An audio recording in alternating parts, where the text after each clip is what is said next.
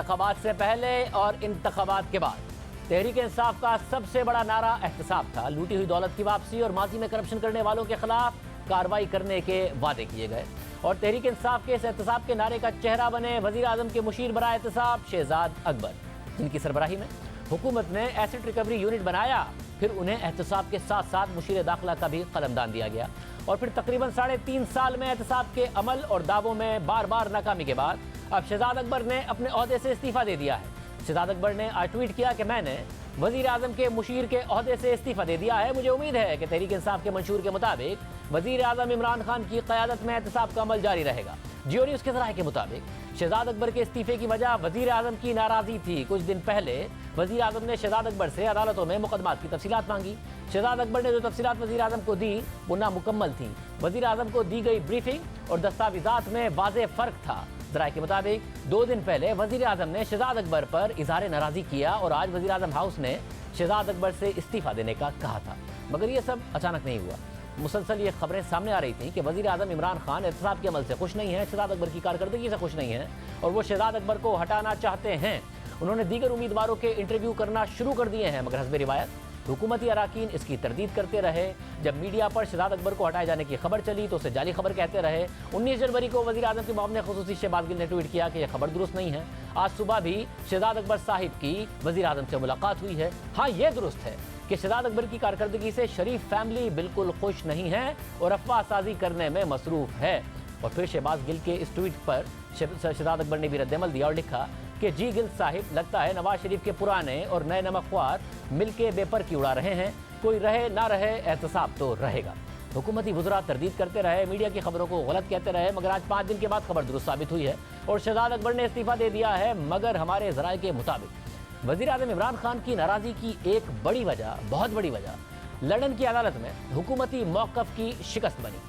दिसंबर 2019 में national crime agency एक case लेकर बरतानवी अदालत गई और एजेंसी ने शहबाज शरीफ और सुलेमान शहबाज के अकाउंट्स मुंजमद करने और उन अकाउंट्स की तहकीकात से मुताल्लिक इजाज़त तलब की और फिर बरतानवी अदालत की इजाज़त पर 2019 में सुलेमान शहबाज और शहबाज शरीफ के अकाउंट्स को फ्रीज कर दिया गया और फिर दोनों के अकाउंट से मुताल्लिक फॉरेंसिक तहकीकात की गई और फिर 10 दिसंबर 2021 को नेशनल क्राइम एजेंसी ने बरतानवी अदालत में दरख्वास्त दायर की और अदालत को बताया कि इदारे की तहकीकात मुकम्मल हो गई हैं और तफ्तीशकारों को शहबाज शरीफ और सुलेमान शहबाज के अकाउंट से पाकिस्तान से बरतानिया और बरतानिया से पाकिस्तान होने वाली ट्रांजैक्शंस में मनी लॉन्ड्रिंग, फ्रॉड या दीगर बेज़ाब्तियों के कोई सबूत नहीं मिले, जिसके बाद बरतानवी अदालत ने शहबाज शरीफ और सुलेमान शहबाज के मुंजमद अकाउंट्स को बहाल कर दिया था। यानी एनसीए ने सितंबर 2021 में शहबाज शरीफ खानदान के खिलाफ ये केस खत्म कर दिया था, मगर इस केस को बनाने के लिए एनसीए मुसलसल पाकिस्तानी हुक्काम के साथ राब्ते में रही।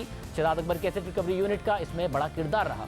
28 सितंबर 2021 को शाया होने वाली मुर्तज़ा अली शाह की खबर के मुताबिक शहबाज शरीफ और सुलेमान शहबाज के केस की तहकीकात से मुताल्लिक 9 दिसंबर 2019 को एनसीए के एक सीनियर डायरेक्टर की डीजी नैब लाहौर शहजाद सलीम से लंदन में मुलाकात हुई और शहजाद सलीम ने बरतानवी हुक्काम को आगाह किया कि शरीफ खानदान किस तरह मनी लॉन्ड्रिंग में मुलविस है।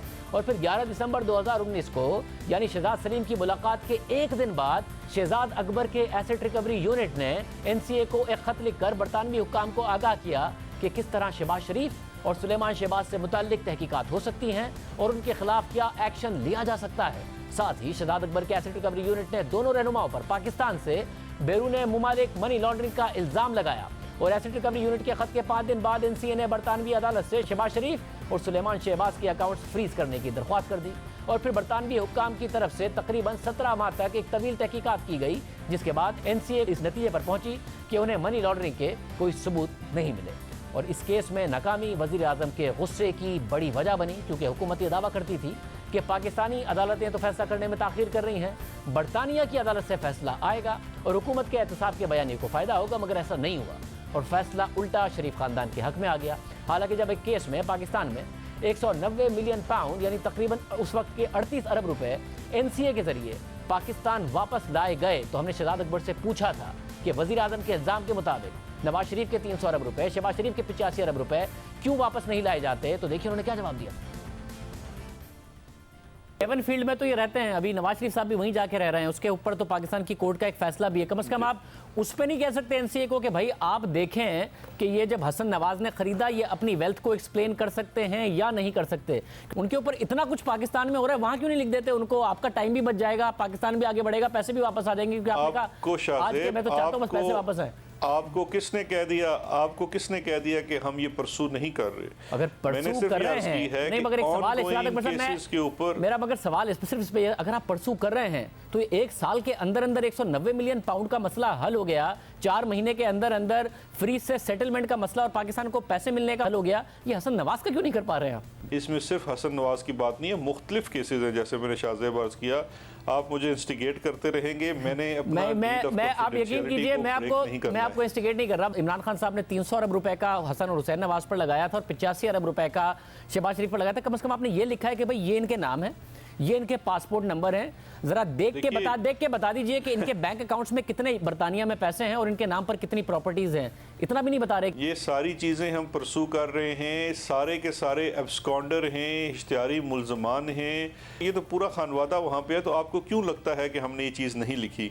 इंशाल्लाह आने वाले दिनों में मज़ीद अच्छी खबरें आएंगी। किसी स्पेसिफिक केस की बात नहीं है, एक रिकवरी, एक रिटर्न, रिपैट्रिएशन ऑफ फंड हुआ है, इसके बाद आगे भी होगा और आगे भी हम इस तरह के आउट ऑफ कोर्ट सेटलमेंट भी कर सकते हैं। मगर कुछ नहीं हुआ, अच्छी खबरें नहीं आई। जो अकाउंट्स फ्रीज कराए गए थे उनका फैसला भी बरतानिया में शरीफ खानदान के हक में आ गया और अब 3.5 साल बाद खुद वफाकी वज़रा ये बात तस्लीम कर रहे हैं कि एहतसाब का अमल नाकाम हो रहा है। वज़ीर एहतिसाब फवाद चौधरी ने कहा कि वज़ीर आज़म एहतसाब के अमल से खुश नहीं है। 3.5 साल बाद भी लूटा हुआ पैसा वापस नहीं आया है। वज़ीर आज़म एहतसाब के अमल से तो बहरहाल खुश नहीं है, इसमें तो कोई दो राय नहीं है और वो इसका इजहार पब्लिकली कर चुके हैं। जिस तरह से पाकिस्तान तरीके इंसाफ के लोग, पाकिस्तान के अवाम समझते हैं कि एहतसाब से का नतीजा ये होना चाहिए कि जो लूटा हुआ पैसा है वो पाकिस्तान वापस आए, और 3.5 साल में वो पैसा वापस नहीं आया।